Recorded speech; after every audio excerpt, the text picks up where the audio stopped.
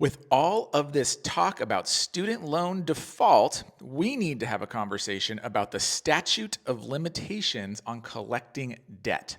So, when it comes to debt, most debt has a statute of limitations. And what this means is if you're not paying that debt and the debt collectors never come after you and get you to pay that debt, after a certain period of time, depending on your state, that debt becomes non collectible. That doesn't mean it goes away. It just means that the lender has no legal recourse to make you pay it.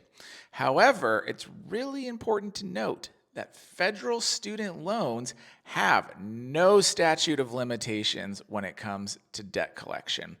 And why this matters is because I've seen many of you say this in the comments over the last week. Well, my student loans aren't even on my credit report anymore. They can't come after me for it.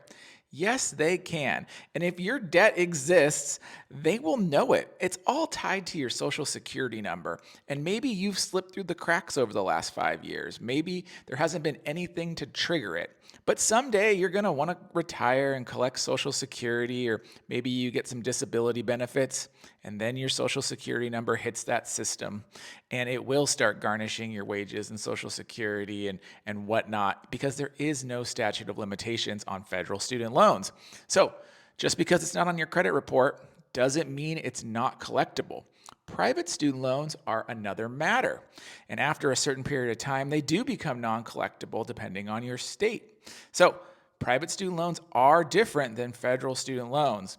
But given everything we know about federal student loans, what's going to start happening on May 5th, please do not avoid them or ignore them. Now is the time to take action to get your federal student loans out of default.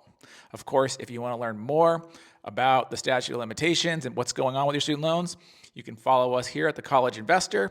You can go to thecollegeinvestor.com, and we are here to answer your questions and give you the latest and up-to-date information.